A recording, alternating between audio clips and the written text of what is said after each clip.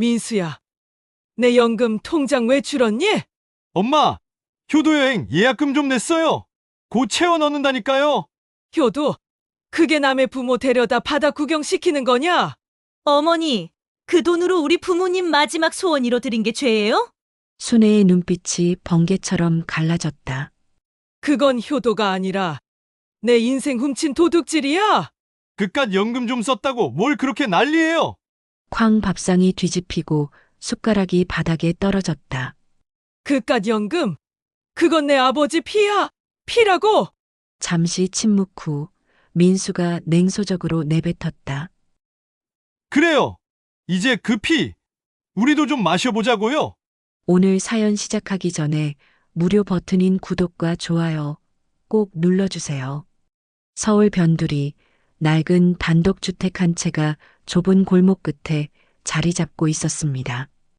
대문은 녹이 슬어 삐걱거렸고 마당 한쪽엔 시들어가는 고추나무 몇 그루가 외로이 서 있었습니다. 이곳에서 김순애는 혼자 살고 있었습니다. 올해 78, 남편을 떠나보낸 지 벌써 10년째였습니다. 순애는 매달 25일이면 은행에 갔습니다. 남편이 생전 공무원으로 일하며 남긴 유족연금, 그것이 순애의 유일한 생계수단이었습니다. 통장을 열어보면 120만 원이 꼬박꼬박 들어와 있었습니다. 많지도 적지도 않은 돈이었지만 순애에겐 생명줄이나 다름없었습니다. 남편은 돌아가시기 전 순애의 손을 꼭 잡고 말했습니다. 여보, 이 돈은 당신 평생의 안전망이야. 절대 누구에게도 손대지 마. 아무리 급해도 말이야. 순애는 그 말을 잊은 적이 없었습니다. 그래서 아들이 사업이 어렵다고 찾아와도 며느리가 급한 일이 있다며 손을 내밀어도 단호하게 고개를 저었습니다. 남편의 유언은 곧 법이었으니까요. 아들 민수는 올해 52였습니다. 작은 무역업을 하고 있었지만 늘 돈에 쪼들렸습니다. 일이 잘 풀릴 듯하면 어김없이 사고가 터졌고 빚을 갚으려고 또 빚을 내는 악순환이 반복되었습니다. 민수는 어머니 앞에선 웃는 얼굴을 보였지만 속으론 항상 불안에 떨고 있었습니다. 며느리 정희는 48살의 보험 설계사였습니다. 겉으로 보기엔 밝고 활기찬 여자였지만 그녀 역시 카드 빚에 시달리고 있었습니다. 이 카드로 저 카드를 막고 저 카드로 또 다른 카드를 막는 시기였습니다. 그녀는 늘 남편에게 투덜거렸습니다. 당신 어머니 연금 그렇게 많이 받으시면서 왜 우리한테는 한 푼도 안 주시는 거야? 민수는 매번 같은 대답을 했습니다. 우리 아버지 유언이 있잖아. 엄마가 그걸 지키시는 거야. 유언이 뭐가 중요해? 산 사람이 죽어가는데. 정희의 불만은 날이 갈수록 커졌습니다. 그리고 그 불만은 서서히 계획으로 바뀌어 갔습니다. 어느 봄날 순애는 아들 내외의 집에 초대받았습니다. 오랜만에 온 가족이 모이는 자리였습니다. 손주 윤호도 대학생이 되어 키가 훌쩍 자랐습니다. 밥상을 앞에 두고 정희가 환하게 웃으며 말했습니다. 어머니, 저희가 이번에 양가 부모님 효도 여행 보내드리려고 해요. 순애는 숟가락을 들다 말고 며느리를 바라봤습니다. 효도 여행이라니 그게 무슨 소리냐? 네, 어머니.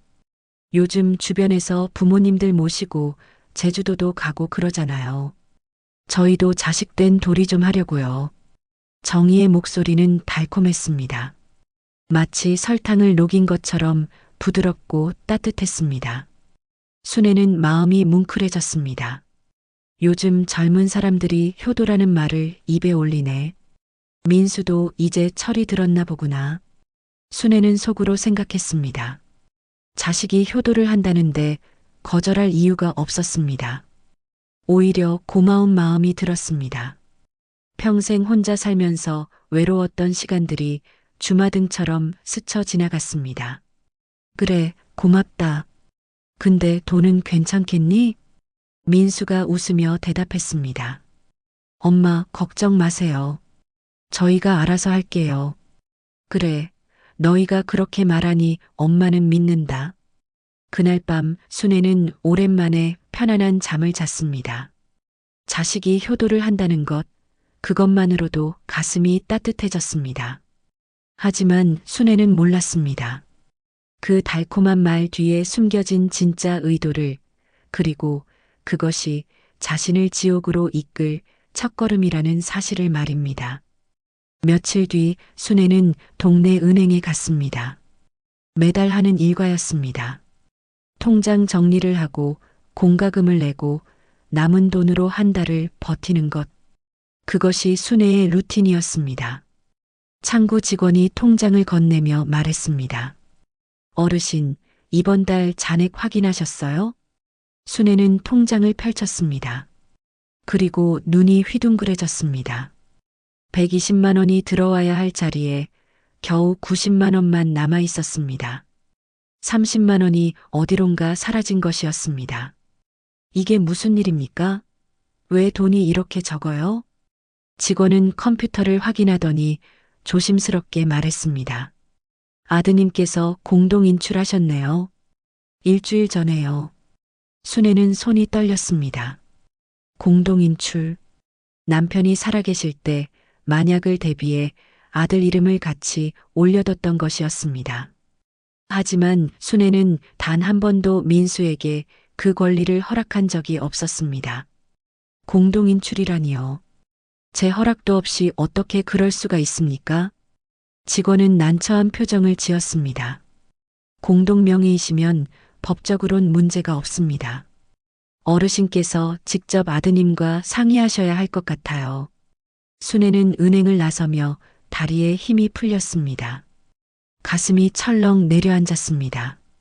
자식이 자신의 허락도 없이 돈을 가져갔다는 사실이 믿기지 않았습니다. 그날 밤 순애는 민수에게 전화를 걸었습니다. 전화벨이 몇 번 울린 뒤 민수의 목소리가 들렸습니다. 엄마, 왜요? 무슨 일 있어요? 민수야, 너 내 통장에서 돈 뺐니? 잠시 침묵이 흘렀습니다. 그리고 민수가 대답했습니다. 아, 그거요? 여행 예약금 좀 냈어요. 곧 채워 넣을게요. 예약금? 근데 왜 말을 안 했니? 엄마 허락도 없이 어떻게 그럴 수가 있니? 엄마, 그깟 돈 좀 썼다고 왜 그래요? 나중에 다 돌려드린다니까요. 순애의 얼굴이 굳었습니다. 그깟 돈. 그 말이 가슴에 비수처럼 꽂혔습니다. 그깟 돈? 그게 내 아버지 땀과 피야. 평생 일해서 남긴 돈이라고. 엄마는 왜 그렇게 예민하게 구세요? 제가 쓴 것도 아니고 엄마 여행 보내드리려고 쓴 건데. 순애는 더 이상 말을 잇지 못했습니다. 전화를 끊으며 가슴 한쪽이 무너지는 느낌이었습니다. 뭔가 이상했습니다. 아들의 목소리에서 진심이 느껴지지 않았습니다. 뭔가 냄새가 난다.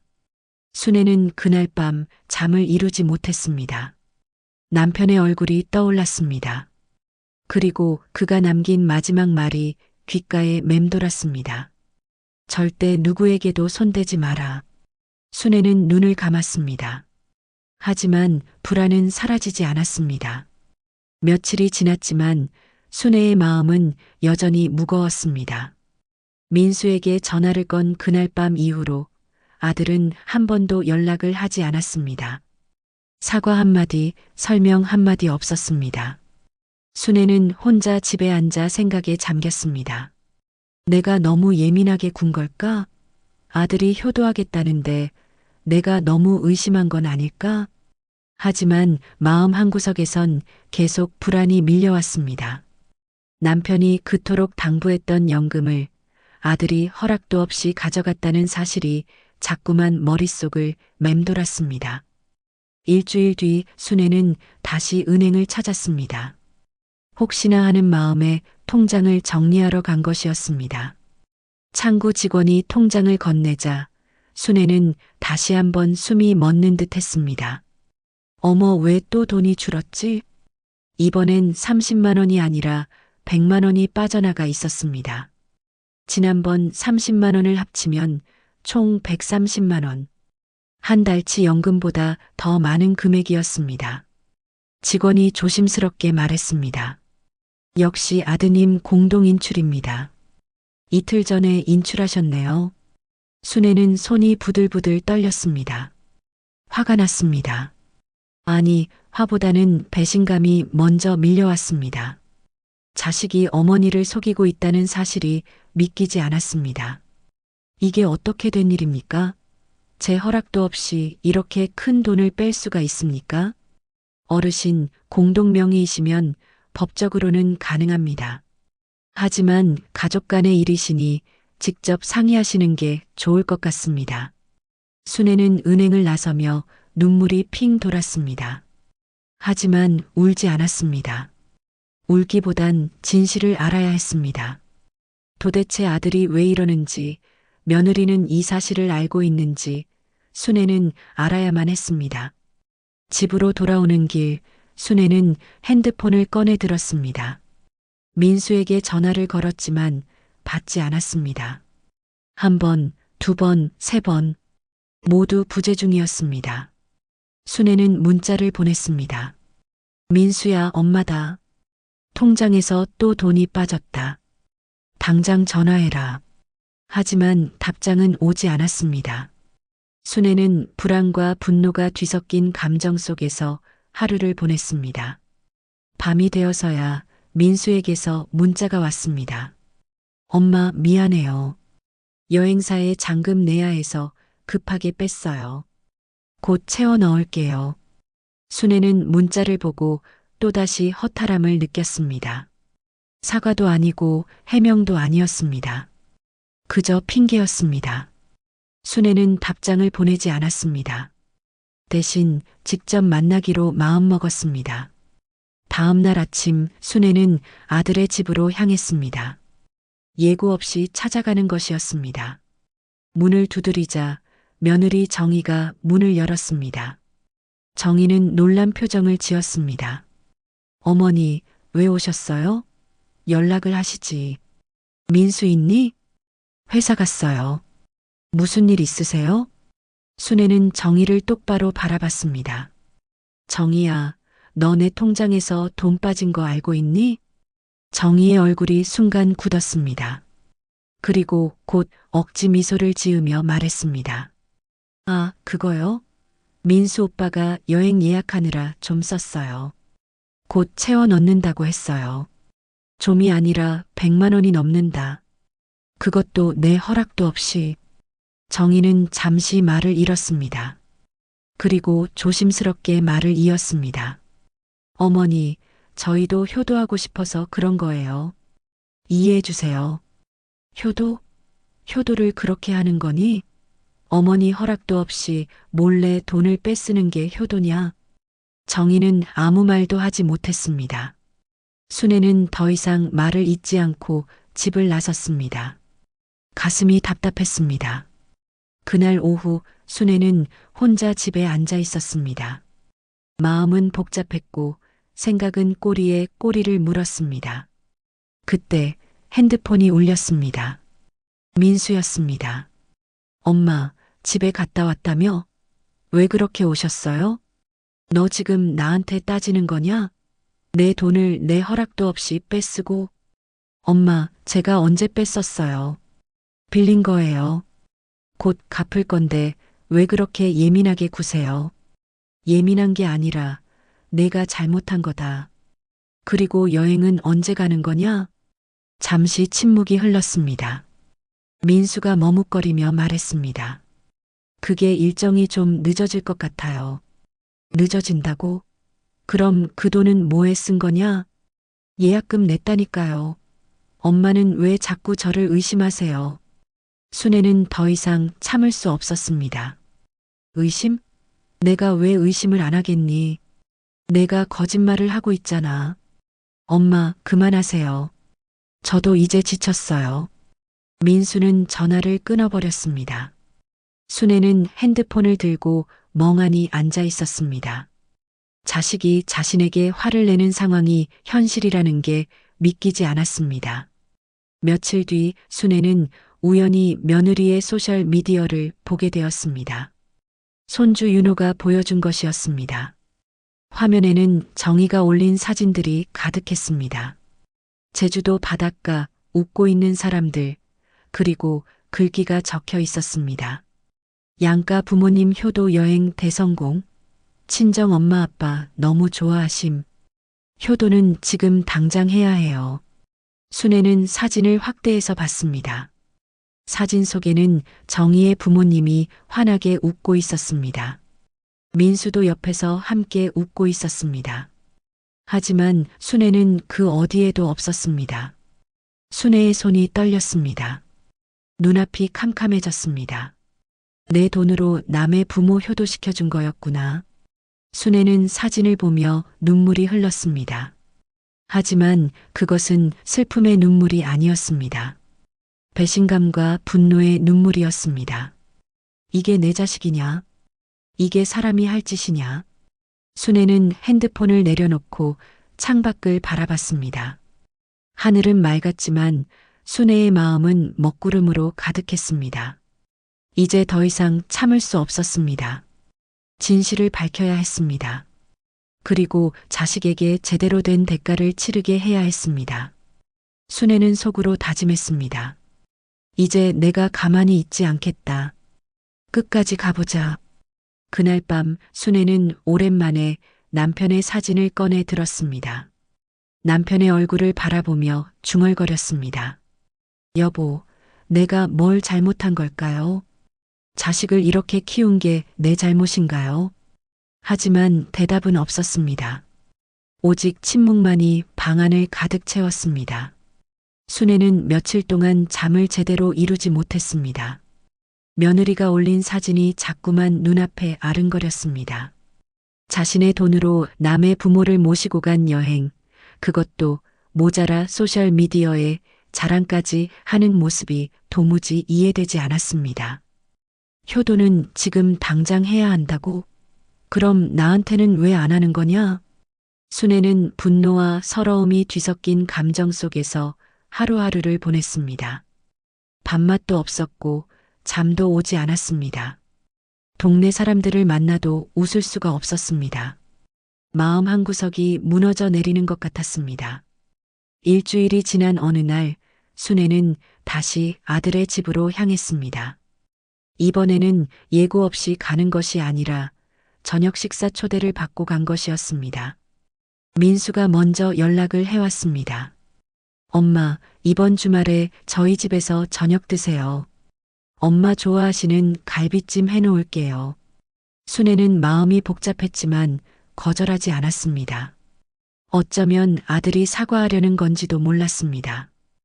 혹은 제대로 된 해명을 듣고 싶기도 했습니다. 토요일 저녁 순애는 아들의 집 문 앞에 섰습니다. 초인종을 누르자 민수가 문을 열었습니다. 엄마, 어서 오세요. 민수의 표정은 밝았습니다. 마치 아무 일도 없었던 것처럼 말입니다. 순애는 마음이 불편했지만 일단 집 안으로 들어갔습니다. 거실에는 정희가 상을 차리고 있었습니다. 갈비찜, 나물, 전, 그리고 순애가 좋아하는 된장찌개까지 준비되어 있었습니다. 손주 윤호도 인사를 건넸습니다. 할머니, 오셨어요? 오랜만이에요. 순애는 억지로 미소를 지으며 손주의 머리를 쓰다듬었습니다. 하지만 마음은 편치 않았습니다. 식사가 시작되고 한동안은 조용했습니다. 젓가락 소리만 방 안을 채웠습니다. 그러다 정희가 먼저 입을 열었습니다. 어머니, 갈비찜 맛있죠? 어머니 생각하면서 정성껏 만들었어요. 순애는 고개를 끄덕였지만 대답은 하지 않았습니다. 그때 민수가 말했습니다. 엄마, 지난번 일은 정말 죄송해요. 제가 급하게 처리하느라 미리 말씀 못 드렸어요. 순애는 젓가락을 내려놓고 아들을 바라봤습니다. 민수야, 나 물어볼 게 있다. 네, 엄마. 뭐든 물어보세요. 너희 제주도 다녀왔지? 잠시 침묵이 흘렀습니다. 민수와 정희가 서로 눈빛을 주고받았습니다. 정희가 먼저 대답했습니다. 네, 어머니. 다녀왔어요. 저희 부모님이랑요. 순애는 숨을 깊이 들이마셨습니다. 화를 참으려 애쓰는 모습이었습니다. 그래서 나는 왜 안 갔니? 정희가 당황한 표정을 지으며 말했습니다. 어머니, 그게 일정이 갑자기 꼬여서요. 자리가 하나 빠졌어요. 자리가 하나 빠졌다고? 그럼 왜 나한테는 말을 안 했니? 왜 내 부모만 데려갔니? 민수가 끼어들었습니다. 엄마, 그게 아니라 저희 장인어른 장모님이 갑자기 시간이 되셔서 먼저 가신 거예요. 엄마는 다음에 꼭 모시고 갈게요. 순애는 민수의 말을 듣고 허탈하게 웃었습니다. 다음에? 민수야, 너 지금 나를 바보로 하니? 엄마, 무슨 말씀을? 내 돈으로 남의 부모 효도시켜주고 나한테는 다음에 간다고? 그게 말이 되니? 정희가 얼굴이 붉어지며 말했습니다. 어머니, 저희도 사정이 있었어요. 저희 부모님이 몸이 안 좋으셔서 급하게 모시고 간 거예요. 순애는 정희를 똑바로 바라봤습니다. 몸이 안 좋으시면 말을 했어야지. 왜 나한테는 숨겼니? 왜 거짓말을 했니? 거짓말은 아니에요. 저희도 어머니 모시려고 했어요. 근데 자리가 없었다니까요. 순애는 더 이상 참을 수 없었습니다. 목소리가 높아졌습니다. 자리가 없었다고? 그럼 처음부터 왜 나한테 여행 간다고 했니? 왜 내 돈을 가져갔니? 민수가 화를 내며 말했습니다. 엄마, 그만하세요. 저희도 최선을 다한 거예요. 최선? 너희가 한 게 최선이냐? 어머니를 속이고 돈을 빼가고 남의 부모만 모시고 가는 게 최선이냐? 정희가 눈물을 글썽이며 말했습니다. 어머니, 사실은요, 저희 어머니가 암 선고를 받으셨어요. 그래서 마지막으로 여행이라도 보내드리고 싶었어요. 순애는 그 말에 잠시 말을 잃었습니다. 암 선고. 그 말이 가슴에 꽂혔습니다. 하지만 동시에 배신감도 밀려왔습니다. 그렇다고 해도 나한테는 말을 했어야지. 왜 숨겼니? 왜 거짓말을 했니? 정희가 소리쳤습니다. 말하면 어머니가 도와주실 것 같아서요? 아니잖아요. 어머니는 평생 자기 돈 하나 안 쓰시면서 우리한테는 한 푼도 안 주셨잖아요. 순애는 숨이 막혔습니다. 며느리의 말이 비수처럼 꽂혔습니다. 그게 나한테 할 소리냐? 민수가 일어서며 소리쳤습니다. 엄마도 이제 좀 이해해 주세요. 저희도 살기 힘들어요. 엄마는 연금 받으시면서 편하게 사시잖아요. 순애는 떨리는 손으로 식탁을 짚었습니다. 눈물이 흘렀습니다. 하지만 슬픔보다는 분노가 앞섰습니다. 그래, 내가 그렇게 생각하는구나. 내가 편하게 산다고 생각하는구나. 순애는 자리에서 일어섰습니다. 그리고 가방을 들고 현관으로 향했습니다. 민수가 뒤따라 나왔습니다. 엄마, 어디 가세요? 진정하세요. 순애는 돌아보며 말했습니다. 진정? 내가 어떻게 진정을 해? 내 자식이 나를 이렇게 배신했는데. 엄마, 배신이 아니에요. 저희도 살려고 한 거예요. 순애는 고개를 저었습니다. 살려고? 그럼 나는 죽으라는 거냐? 순애는 집을 나섰습니다. 뒤에서 민수와 정희의 목소리가 들렸지만 돌아보지 않았습니다. 골목길을 걸으며 순애는 눈물을 닦았습니다. 이제 끝이구나. 내 자식은 이제 없는 거나 마찬가지구나. 순애는 집으로 돌아가는 길 남편의 얼굴을 떠올렸습니다. 그리고 속으로 중얼거렸습니다. 여보, 당신 말이 맞았어요. 이 돈은 절대 누구에게도 손 떼면 안 되는 거였어요. 하지만 이미 늦었습니다. 돈은 빠져나갔고 신뢰는 무너졌습니다. 순애는 홀로 어둠 속을 걸어갔습니다. 그날 밤 순애는 집에 돌아와 한숨도 자지 못했습니다. 식탁에서 벌어진 일들이 계속해서 머릿속을 맴돌았습니다. 며느리의 차가운 말투, 아들의 변명, 그리고 자신을 향한 원망 섞인 시선들. 모든 것이 악몽 같았습니다. 새벽녘 순애는 남편의 사진 앞에 앉았습니다. 촛불을 켜고 오랜만에 남편에게 말을 걸었습니다. 여보, 우리 아들이 이렇게 변할 줄 몰랐어요. 내가 뭘 잘못한 걸까요? 대답은 없었습니다. 오직 촛불만이 흔들리며 방안을 비쳤습니다. 순애는 눈물을 훔치며 자리에서 일어났습니다. 더 이상 우는 것은 의미가 없었습니다. 이제는 진실을 알아야 했습니다. 며칠 후 순애는 용기를 내어 민수의 집으로 다시 향했습니다. 하지만 이번에는 초인종을 누르지 않았습니다. 대신 집 앞 골목에 서서 기다렸습니다. 혹시 뭔가 단서를 찾을 수 있을지도 모른다는 생각이었습니다. 1시간쯤 지났을까요? 민수가 집을 나서는 모습이 보였습니다. 순애는 숨을 죽이고 지켜봤습니다. 민수는 전화를 받으며 골목을 걸었습니다. 순애는 조심스럽게 뒤를 따랐습니다. 민수는 근처 카페로 들어갔습니다. 순애는 카페 밖에서 망설이다가 결국 창가 자리에 앉았습니다. 민수가 앉은 자리가 보이는 위치였습니다. 민수는 누군가와 통화를 하고 있었습니다. 순애는 귀를 기울였지만 거리가 멀어 잘 들리지 않았습니다.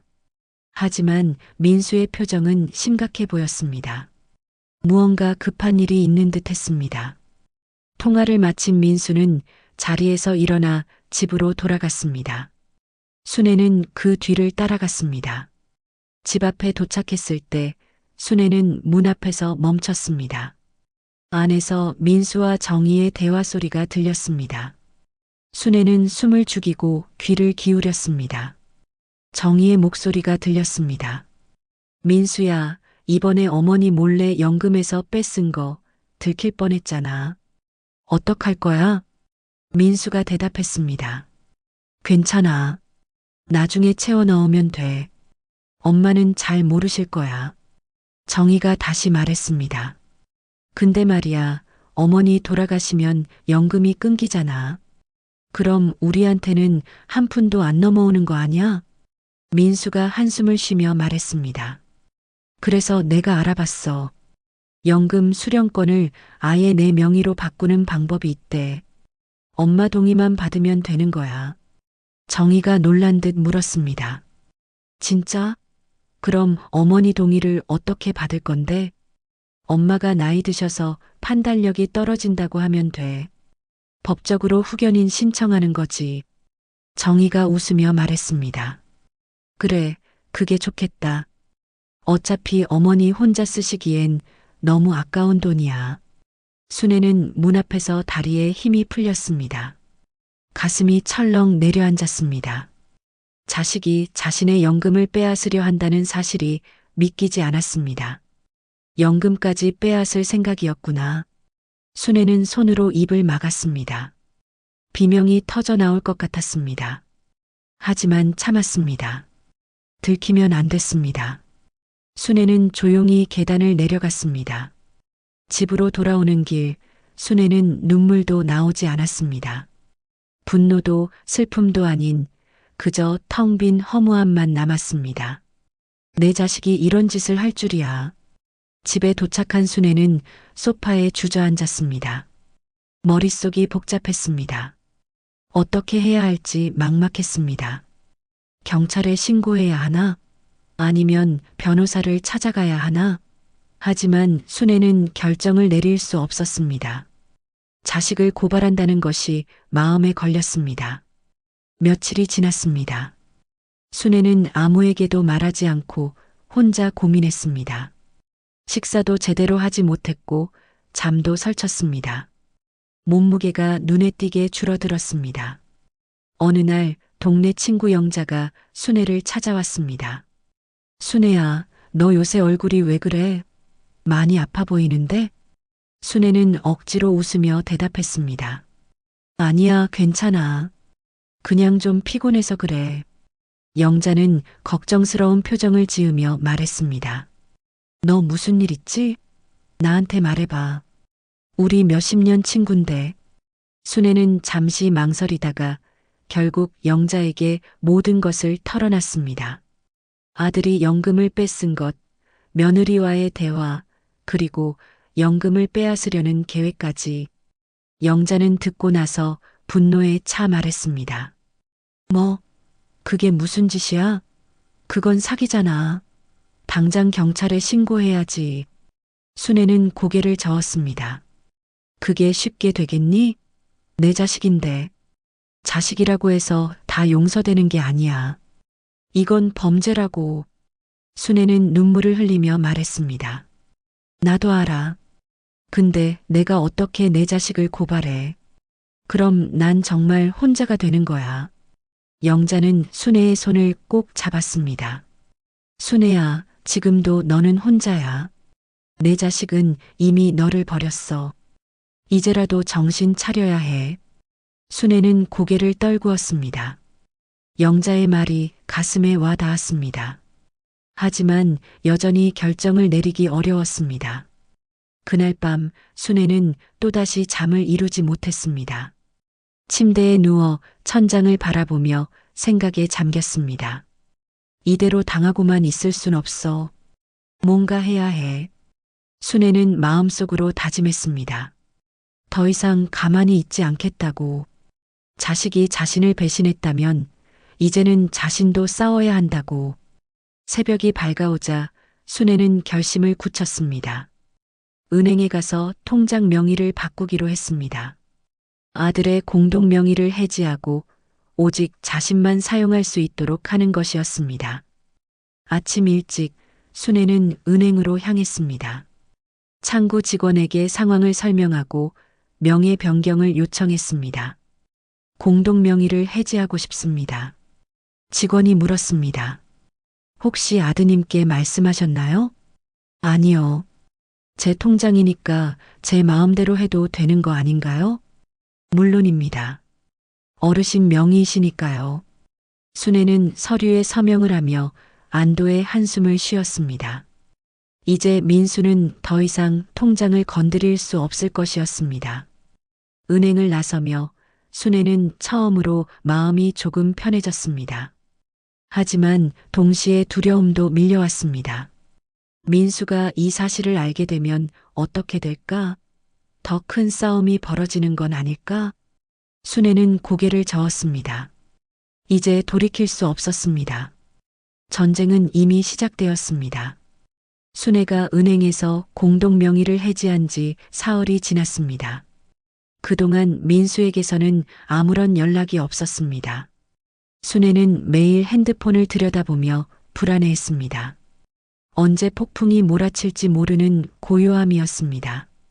그러던 어느 일요일 오후 민수에게서 전화가 왔습니다. 엄마, 오늘 저녁에 우리 집에서 같이 식사해요. 할 얘기가 있어요. 순애는 가슴이 철렁했습니다. 목소리가 평소와 달랐습니다. 차갑고 딱딱했습니다. 무슨 얘기인데? 그냥 오세요. 온 가족이 모여서 얘기할 거예요. 전화는 그렇게 끊어졌습니다. 순애는 핸드폰을 내려놓고 한숨을 쉬었습니다. 결국 알게 된 것이었습니다. 통장명의 변경을 말입니다.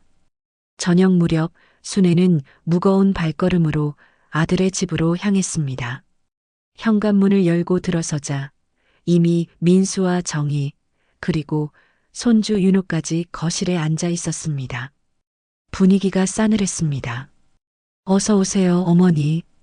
정희의 인사는 형식적이었습니다. 순애는 소파에 앉았습니다. 민수가 먼저 입을 열었습니다. 엄마, 은행에서 연락 왔던데요? 통장 공동명의 해지하셨다면서요? 순애는 침착하게 대답했습니다. 그래, 내가 했다. 왜요? 왜 말도 없이 그러셨어요? 너도 내 허락 없이 돈 뺐을 때 말 안 했잖니. 민수의 얼굴이 굳었습니다. 정희가 끼어들었습니다. 어머니, 저희가 그랬던 건 어머니를 위해서였어요. 여행 보내드리려고 했던 거잖아요. 순애는 정희를 똑바로 바라봤습니다. 여행? 나는 안 갔잖니. 너희 부모만 갔지. 그건 사정이 있었다니까요. 순애는 목소리를 높였습니다. 사정? 그 사정이 뭔데? 내 돈으로 남의 부모 모시고 가는 게 사정이냐? 민수가 자리에서 일어서며 소리쳤습니다. 엄마, 그만하세요. 저희도 최선을 다했어요. 최선? 내 연금을 내 명의로 바꾸려던 게 최선이냐? 순간 민수와 정희의 얼굴이 새하얘졌습니다. 순애가 모든 것을 알고 있다는 사실에 당황한 것이었습니다. 그건 어떻게 해? 내가 들었다. 너희 둘이 나눈 대화 다 들었어. 정희가 변명하듯 말했습니다. 어머니, 그건 오해예요.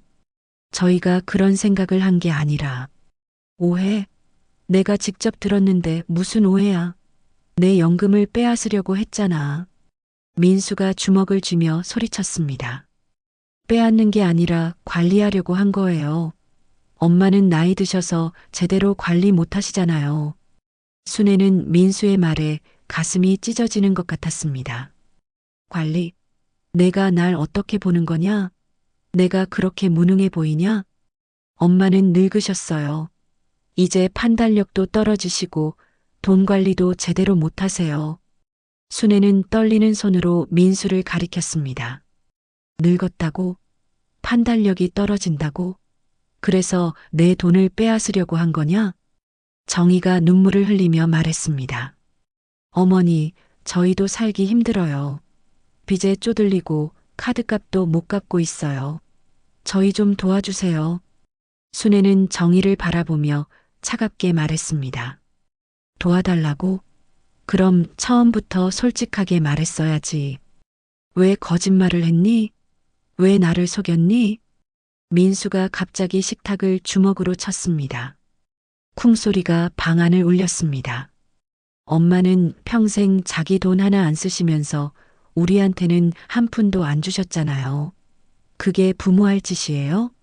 순애는 숨이 막혔습니다. 민수의 말이 비수처럼 꽂혔습니다. 그건 내 아버지 유언이었어. 절대 손대지 말라고. 아버지 유언? 아버지는 이미 돌아가셨어요. 이제 살아있는 사람이 중요하지 않아요? 순애는 눈물을 흘리며 말했습니다. 민수야, 내가 그렇게 생각했구나. 내가 너희를 도와주지 않았다고 생각했구나. 민수가 소파에 주저앉으며 고개를 숙였습니다. 엄마, 저도 이제 지쳤어요. 평생 어머니 눈치 보면서 살았어요. 돈이 필요해도 말 못하고 힘들어도 참았어요. 이제는 좀 사람답게 살고 싶어요. 순애는 민수를 바라보며 마음이 무너졌습니다. 자식이 이렇게까지 힘들어했다는 사실을 자신은 전혀 몰랐던 것입니다. 그럼 나한테 말을 했어야지. 왜 이렇게까지 한 거냐? 정희가 다시 끼어들었습니다. 말해서 뭐해요? 어차피 안 도와주실 거면서. 순애는 정희를 노려봤습니다. 내가 뭘 안다고 그래? 내가 나에 대해 뭘 안다고. 알아요. 어머니는 평생 자기밖에 모르는 사람이라는 거. 그 순간 순애의 손이 공중을 가르며 정희의 뺨을 향했습니다. 하지만 민수가 순애의 손을 막았습니다. 엄마, 그만하세요. 순애는 민수의 손을 뿌리치며 소리쳤습니다. 이게 내가 키운 자식이냐? 이게 사람이 할 짓이냐? 민수가 분노에 차 식탁 위의 그릇을 바닥에 내동댕이 쳤습니다. 와장창 소리와 함께 그릇이 산산조각 났습니다. 나도 이제 사람답게 좀 살아보자고요. 평생 어머니 때문에 짓눌려서 살았잖아요. 순애는 민수를 바라보며 눈빛이 꺼졌습니다. 더 이상 할 말이 없었습니다. 자식은 이미 자신을 버렸습니다. 이제 남은 건 결별뿐이었습니다. 그래, 알았다. 이제 나도 각오했다. 순애는 가방을 들고 현관으로 향했습니다. 민수가 뒤따라왔습니다. 엄마, 어디 가세요? 순애는 돌아보지 않고 말했습니다. 앞으로는 나 없는 세상에서 살아봐라. 너희가 원하던 거잖니. 엄마. 순애는 현관문을 열고 나갔습니다. 뒤에서 민수의 목소리가 들렸지만 돌아보지 않았습니다. 계단을 내려가며 순애는 눈물을 닦았습니다. 이제 정말 끝이구나. 밤하늘은 어두웠고 별 하나 보이지 않았습니다. 순애는 홀로 어둠 속을 걸어갔습니다. 가슴은 무너졌지만 발걸음은 멈추지 않았습니다. 그날 밤 이후 순애는 집에 틀어박혀 지냈습니다. 민수에게서는 아무런 연락이 없었습니다. 사과도 안부도 없었습니다. 마치 서로가 존재하지 않는 것처럼 침묵만이 흘렀습니다. 순애는 하루하루를 버티듯 살았습니다. 밥을 먹어도 맛을 느낄 수 없었고 잠을 자도 악몽에 시달렸습니다. 꿈속에서는 늘 민수가 나타났습니다. 어린 시절의 민수, 순애의 손을 잡고 웃던 그 아이. 하지만 꿈에서 깨면 현실은 차갑기만 했습니다. 일주일이 지난 어느 날 새벽 순애는 갑자기 가슴에 통증을 느꼈습니다. 숨을 쉬기가 힘들었고 식은땀이 흘렀습니다. 순애는 침대에서 일어나려 했지만 몸이 말을 듣지 않았습니다. 이게 무슨 일이지? 순애는 간신히 핸드폰을 집어들었습니다.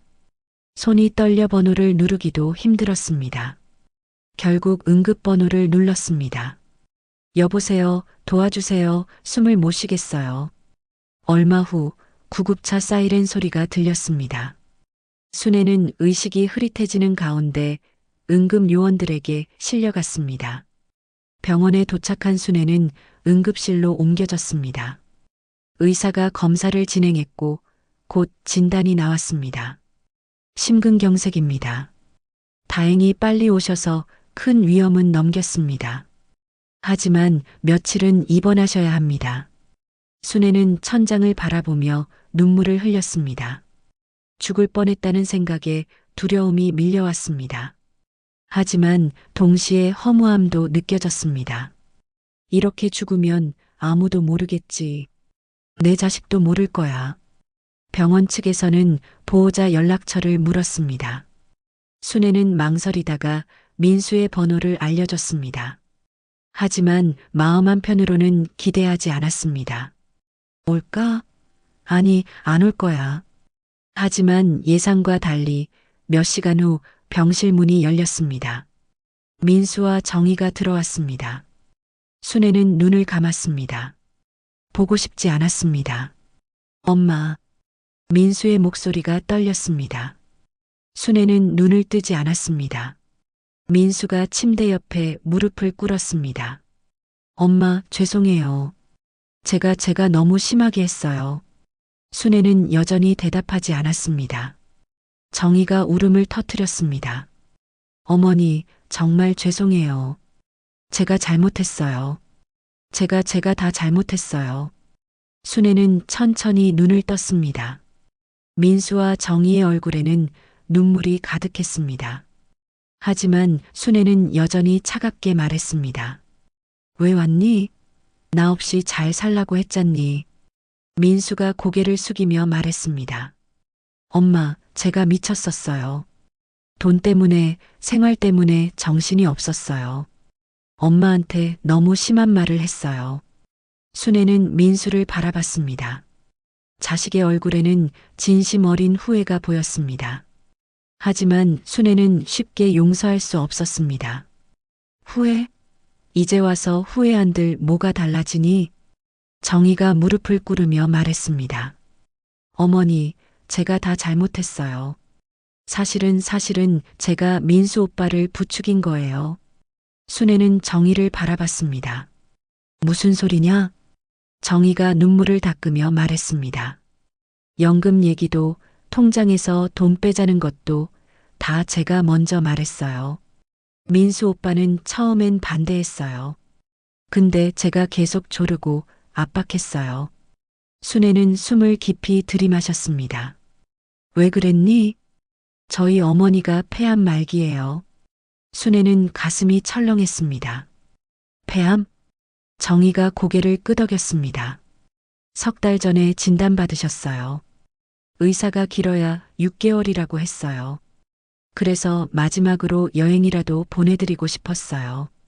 순애는 말을 잃었습니다. 며느리의 어머니가 그렇게 아팠다는 사실을 전혀 몰랐던 것입니다. 그랬구나. 그런 사정이 있었구나. 정희가 울며 말했습니다. 근데 돈이 없었어요. 저희는 빚만 잔뜩 있었고 어디서도 빌릴 데가 없었어요. 그래서 어머니 연금을. 순애는 눈을 감았습니다. 정희의 상황을 이해할 수 있었습니다. 자식으로서 부모를 위해 할 수 있는 일이라면 무엇이든 하고 싶었을 것입니다. 순애도 똑같았으니까요. 그렇다고 해도 나한테 말을 했어야지. 왜 숨겼니? 민수가 대답했습니다. 엄마가 거절하실까봐 무서웠어요. 그리고 부끄러웠어요. 아들로서 제 힘으로 해결 못하는 게. 순애는 민수를 바라봤습니다. 자식의 마음을 이제야 조금 이해할 수 있었습니다. 민수야, 나도 똑같았단다. 네. 순애가 천천히 말했습니다. 너를 키울 때 나도 돈이 없었어. 내 아버지 월급으로는 턱없이 부족했지. 그래도 내가 굶지 않게 좋은 학교 보내려고 나는 온갖 일을 다 했어. 민수의 눈에 눈물이 고였습니다. 엄마, 그때 나도 너처럼 자존심 상했어. 내 힘으로 뭔가 해결하고 싶었는데 항상 부족했거든. 그래서 너한테 미안했어. 정희가 순애의 손을 잡았습니다. 어머니, 저희가 몰랐어요. 어머니도 그렇게 힘드셨다는 걸. 순애는 정희의 손을 꼭 쥐었습니다. 우리 다 힘들었구나. 각자의 방식으로.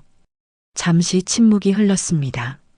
세 사람은 서로를 바라보며 눈물을 흘렸습니다. 오랜 시간 쌓였던 오해와 상처가 조금씩 녹아내리는 순간이었습니다. 민수가 조심스럽게 말했습니다. 엄마, 이제 어떻게 하면 될까요? 순애는 한숨을 쉬며 대답했습니다. 솔직해지자. 서로에게. 네. 앞으로는 힘들면 말해. 도움이 필요하면 말해. 나도 마찬가지야. 우리 서로 숨기지 말자. 민수가 고개를 끄덕였습니다. 네, 엄마. 약속할게요. 정희도 고개를 숙이며 말했습니다. 어머니, 정말 죄송해요. 앞으로는 제대로 할게요. 순애는 두 사람을 바라보며 작은 미소를 지었습니다. 아직 완전히 용서한 것은 아니었습니다. 하지만 적어도 시작은 할 수 있을 것 같았습니다.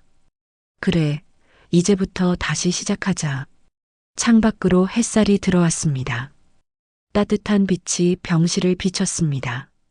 순애는 그 빛을 바라보며 생각했습니다. 아직 늦지 않았어. 우리 다시 시작할 수 있어. 순애는 일주일 동안 병원에 입원해 있었습니다. 그동안 민수와 정희는 매일 병원을 찾아왔습니다. 간병도 하고 식사도 챙겨주었습니다. 예전과는 확연히 달라진 모습이었습니다. 하지만 순애의 마음속에는 여전히 의심이 남아 있었습니다. 진심일까? 아니면 또다시 무언가를 바라는 걸까? 순애는 쉽게 마음을 열 수 없었습니다. 퇴원하는 날 민수가 순애를 집까지 데려다 주었습니다. 차 안은 조용했습니다. 민수가 먼저 입을 열었습니다. 엄마, 퇴원하시면 저희 집에서 같이 지내시는 게 어때요? 순애는 고개를 저었습니다. 아니다. 나는 내 집이 편해. 혼자 계시면 위험하잖아요. 또 무슨 일 생기면 어떡해요? 괜찮아. 나 혼자서도 잘 살 수 있어. 민수는 더 이상 말하지 않았습니다. 집에 도착하자 민수가 짐을 들어주었습니다. 현관문을 열고 들어서니 집안은 먼지가 쌓여 있었습니다. 제가 청소 좀 하고 갈게요. 아니야, 됐어. 내가 할 일 있을 텐데. 엄마, 제발 좀 받아주세요. 제가 하고 싶어서 하는 거예요. 순애는 민수를 바라봤습니다. 자식의 눈빛에는 진심이 담겨 있었습니다. 순애는 고개를 끄덕였습니다. 그래, 고맙다. 민수는 청소를 시작했습니다. 순애는 소파에 앉아 그 모습을 지켜봤습니다. 어린 시절 민수가 집안일을 도와주던 모습이 떠올랐습니다. 그때는 정말 착한 아이였습니다. 언제부터 우리 사이가 이렇게 틀어진 걸까? 청소를 마친 민수가 순애 앞에 앉았습니다. 엄마, 할 말이 있어요.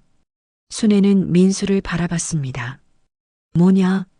민수가 가방에서 봉투 하나를 꺼냈습니다. 그리고 순애에게 건넸습니다. 이거 받아주세요. 순애는 봉투를 열어봤습니다. 안에는 현금이 들어 있었습니다. 130만 원, 정확히 민수가 빼간 금액이었습니다. 이게 뭐냐? 엄마 연금에서 뺀 돈이요. 다 갚을게요. 순애는 봉투를 민수에게 돌려주려 했습니다.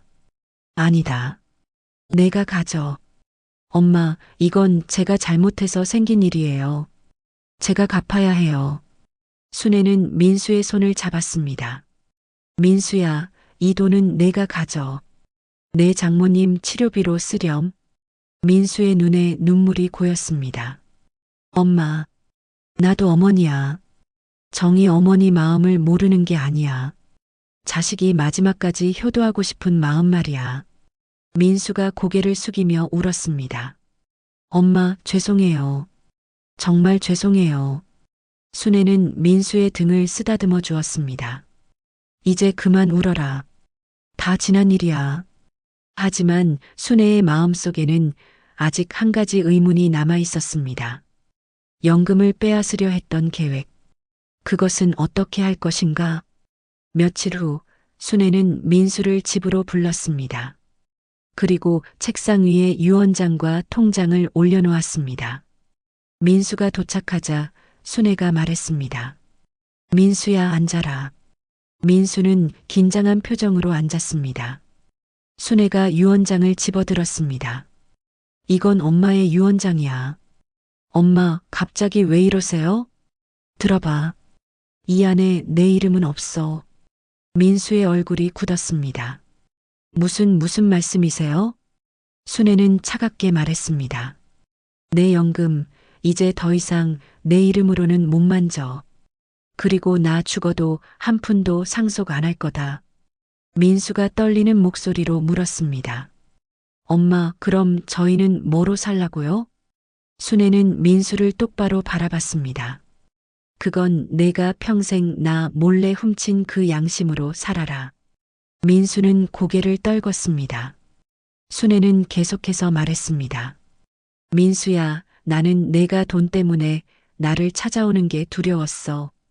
내가 나를 사람으로 보는 게 아니라 돈으로만 보는 게 두려웠단다. 민수가 고개를 들며 말했습니다. 엄마, 저는 그런 적 없어요. 아니야. 너는 그랬어. 나도 느꼈어. 내가 날 볼 때마다 눈빛이 달랐거든. 민수는 아무 말도 하지 못했습니다. 순애는 한숨을 쉬며 말을 이었습니다. 하지만 이제는 달라졌으면 좋겠다. 내가 살아있을 때 돈이 아니라 사람으로 대해줬으면 해. 민수가 눈물을 흘리며 말했습니다. 엄마, 저 정말 반성하고 있어요. 제가 너무 잘못했어요. 순애는 민수의 손을 잡았습니다. 반성하는 건 좋아. 근데 행동으로 보여줘. 말이 아니라. 네, 엄마. 꼭 그렇게 할게요. 순애는 책상 서랍에서 편지 한 장을 꺼냈습니다. 그리고 민수에게 건넸습니다. 이거 읽어봐. 민수는 편지를 펼쳤습니다. 정희의 어머니가 쓴 손편지였습니다. 김 여사님께, 제 딸이 어머님께 큰 신뢰를 했다는 소식을 들었습니다. 어머니로서 정말 죄송합니다. 저는 제 딸에게 제대로 가르치지 못했습니다. 하지만 부디 우리 아이를 미워하지 말아주세요. 정희는 나쁜 아이가 아닙니다. 다만 제가 아파서 급한 마음에 그런 것입니다. 저는 김 여사님처럼 훌륭한 어머니는 못 됐지만 마지막 효도만큼은 받고 싶었습니다. 부디 용서해 주세요. 민수는 편지를 읽으며 눈물을 흘렸습니다. 엄마 이걸 어떻게 해? 순애가 대답했습니다. 정희 어머니가 직접 보내셨어. 병원에서 퇴원하고 나서 민수는 편지를 가슴에 안았습니다. 엄마, 저 정말 후회돼요. 제가 엄마를 너무 힘들게 했어요. 순애는 민수의 머리를 쓰다듬어 주었습니다. 이제라도 진심이면 됐다. 민수가 순애를 안으며 울었습니다. 순애도 민수를 꼭 안아주었습니다. 오랜만에 느껴지는 따뜻함이었습니다. 엄마 사랑해요. 나도 사랑한다, 민수야. 두 사람은 한동안 서로를 안고 있었습니다. 밖에서는 새들이 지저귀는 소리가 들렸습니다. 봄이 다가오고 있었습니다. 순애는 창밖을 바라보며 생각했습니다. 이제 시작이야. 진짜 시작? 민수가 자리에서 일어나며 말했습니다. 엄마, 이제 저 정말 달라질게요. 꼭요. 순애는 고개를 끄덕였습니다. 그래, 믿는다. 민수는 집을 나서며 뒤돌아봤습니다. 순애가 손을 흔들어 주었습니다. 민수도 손을 흔들며 웃었습니다. 오랜만에 보는 진심 어린 웃음이었습니다. 순애는 민수가 떠나고 나서 남편의 사진 앞에 앉았습니다. 여보, 우리 아들이 제정신을 차린 것 같아요. 이제 괜찮을 것 같아요. 사진 속 남편은 여전히 미소 짓고 있었습니다. 순애는 그 미소를 바라보며 마음이 편안해졌습니다. 이제 당신도 편히 쉬세요. 걱정 안 하셔도 돼요. 순애는 눈을 감았습니다. 가슴속 깊은 곳에서 평화가 찾아왔습니다. 계절이 바뀌어 봄이 왔습니다. 겨울 내내 얼어붙었던 땅에서 새싹이 돋아났고 순애의 마당에도 고추나무에 푸른 잎이 돋아나기 시작했습니다. 순애는 매일 아침 마당을 둘러보며 작은 희망을 느꼈습니다. 그동안 민수는 약속을 지켰습니다. 일주일에 한 번씩 어머니를 찾아왔고 전화도 자주 했습니다. 예전처럼 돈 이야기는 꺼내지 않았습니다. 그저 어머니의 안부를 묻고 필요한 게 있는지 물었습니다. 정희도 달라졌습니다. 찾아올 때마다 순애가 좋아하는 음식을 손수 만들어 왔고 청소도 도와주었습니다. 무엇보다 순애의 말에 귀 기울여 주었습니다. 어느 주말 민수에게서 전화가 왔습니다. 엄마, 이번 주말에 시간 있으세요? 왜? 무슨 일 있니? 저희가 엄마 여행 보내드리려고요. 진짜 여행이요. 순애는 잠시 망설였습니다. 예전 일이 떠올랐기 때문입니다. 민수야, 괜찮다. 엄마는? 엄마, 이번엔 진짜예요. 우리가 직접 모시고 갈 거예요. 엄마만요. 순애는 민수의 목소리에서 진심을 느꼈습니다. 정말이냐? 네, 엄마. 약속드려요. 순애는 마음이 흔들렸습니다. 자식이 자신을 위해 준비한 여행이라니 거절하기가 어려웠습니다. 그래, 알았다. 갈게. 진짜요? 엄마, 감사해요. 민수의 목소리에는 기쁨이 가득했습니다. 순애는 전화를 끊고 미소를 지었습니다. 며칠 후 토요일 아침, 민수와 정희가 차를 가지고 왔습니다. 손주 윤호도 함께였습니다. 할머니, 오늘 정말 재미있을 거예요. 윤호의 밝은 목소리에 순애도 덩달아 기분이 좋아졌습니다. 그래, 우리 윤호가 함께 가주니까 할머니가 든든하네. 차는 서울을 벗어나 남쪽으로 향했습니다. 창밖으로 펼쳐지는 봄 풍경이 아름다웠습니다. 노란 유채꽃이 만발한 들판, 하늘을 나는 새들, 모든 것이 생기로 가득했습니다. 2시간쯤 달렸을까요? 차는 작은 시골 펜션 앞에 멈췄습니다. 펜션은 산 아래에 자리 잡고 있었고 주변에는 벚꽃나무가 흐드러지게 피어 있었습니다. 엄마, 도착했어요. 순애는 차에서 내려 주변을 둘러봤습니다. 공기가 맑았고 새소리가 들렸습니다. 마음이 평화로워졌습니다. 여기가 어디냐? 강원도 시골이에요. 조용하고 경치 좋은 곳이라고 해서 골랐어요. 정희가 순애의 팔을 잡으며 말했습니다.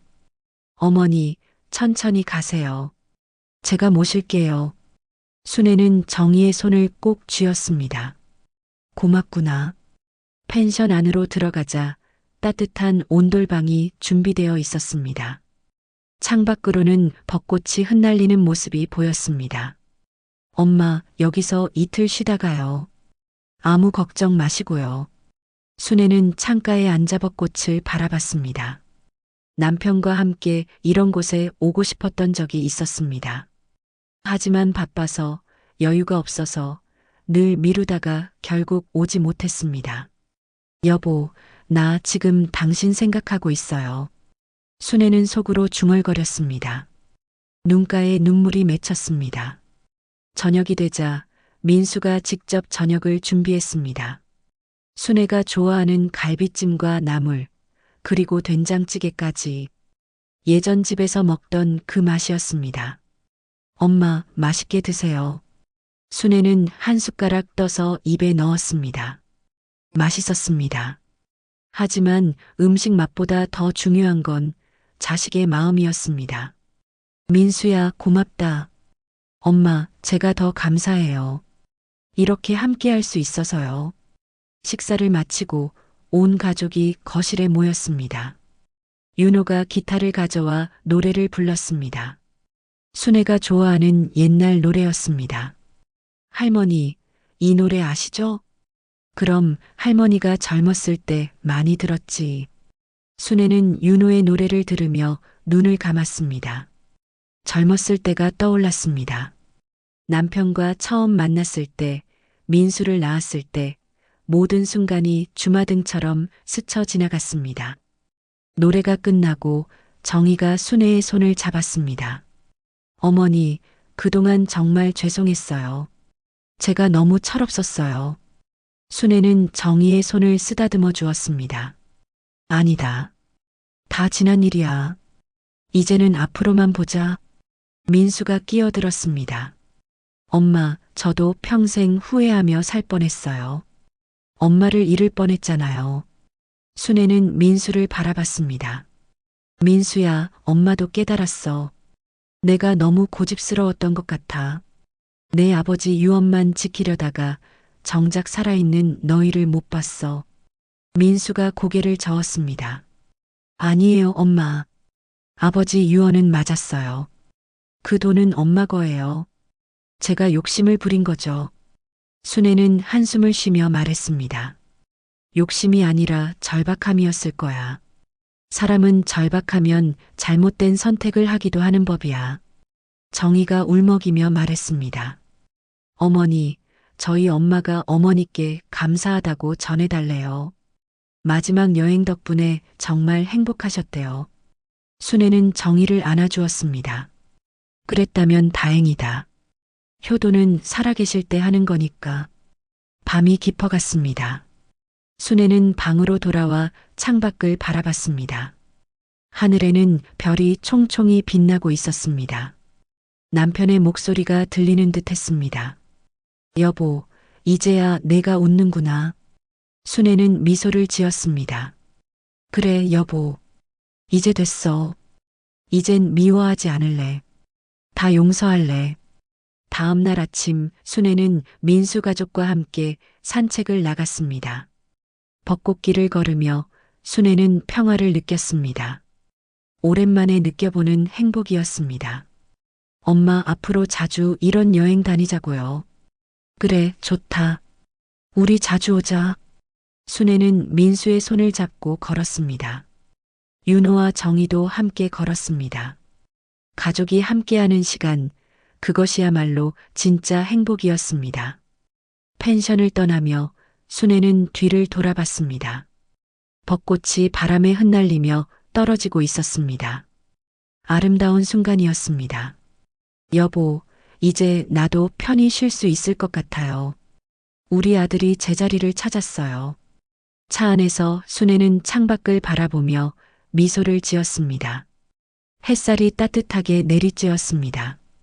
순애의 얼굴에는 오랜 슬픔 대신 평화와 용서의 미소가 피어났습니다. 진짜 효도는 돈이 아니었습니다. 함께하는 시간, 진심 어린 마음, 그것이 진짜 효도였습니다.